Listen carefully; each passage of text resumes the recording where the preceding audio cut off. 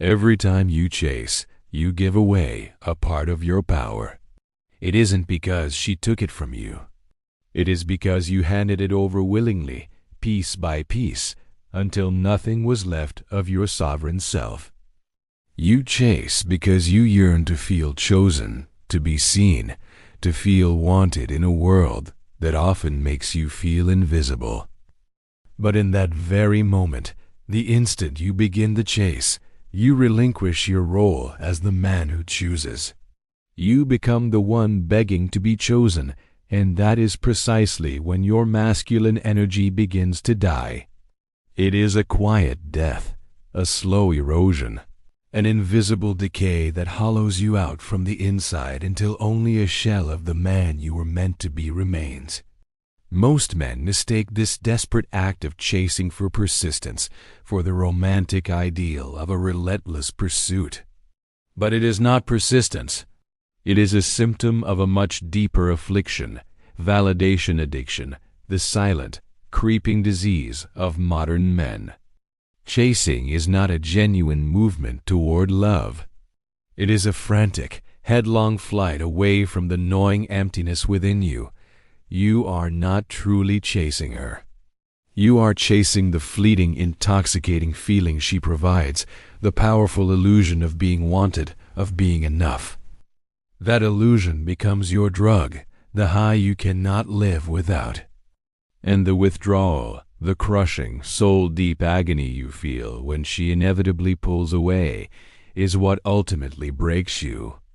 With every text you send into the void, with every call that goes unanswered, with every grand gesture you make to win her back, you are teaching your nervous system one singular destructive lesson: that love must be earned through struggle.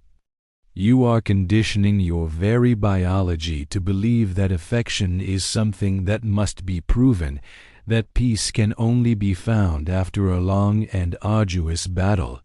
Once your body internalizes this belief, once it becomes your default operating system, you lose your inherent calm. You lose your stillness. You forfeit the very core of your masculine energy, composure. Chasing is the slow, deliberate death of composure. And composure is, and always will be, the unshakable foundation of your personal power. A high-value man does not chase. This isn't born from a place of arrogance or a lack of care. It is born from a profound, cellular understanding that his energy, his very presence, is magnetic. He knows that true masculine energy is not about frantic pursuit. It is about gravity. It doesn't run after things. It pulls them in, effortlessly. When you finally make the decision to stop chasing, something fundamental shifts in the energetic field around you. You become calm. You become still. You become certain of your own value, independent of any external validation. And that certainty, that quiet, grounded confidence, attracts more than any desperate move you could ever make. Masculine energy does not die when you fail to get the girl. It dies when you overtree. It withers and fades with every time you text again, hoping for a different response. It dissolves every time you explain yourself again, pleading for her to understand your worth. It vanishes every time you try to prove yourself again, performing for an audience of one. In these moments, you are no longer a man leading with his energy. You are a man reacting to hers. And a man who is constantly reacting, constantly off balance, can never truly lead, not in love, not in his career, not in his own life. The woman's respect for you begins to fade, not because she is cruel or heartless, but because she can feel, on an intuitive level, that you have lost your center. She senses your instability, and respect is always inextricably tied to stillness. Once you lose that inner stillness, attraction is the next thing to follow it out the door. Reclaiming your power begins with the conscious, deliberate act of withdrawing your chase.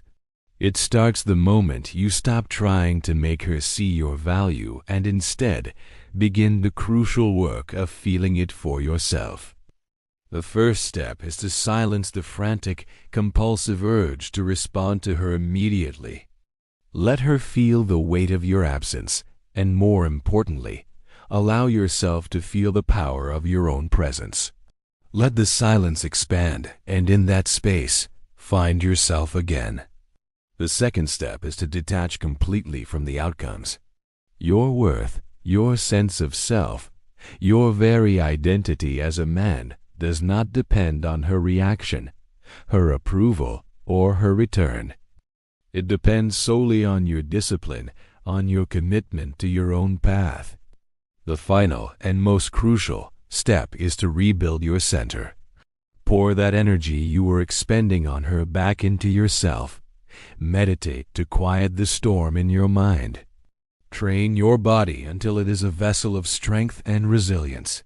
Work on your purpose with a singular, unwavering focus. Create something from nothing.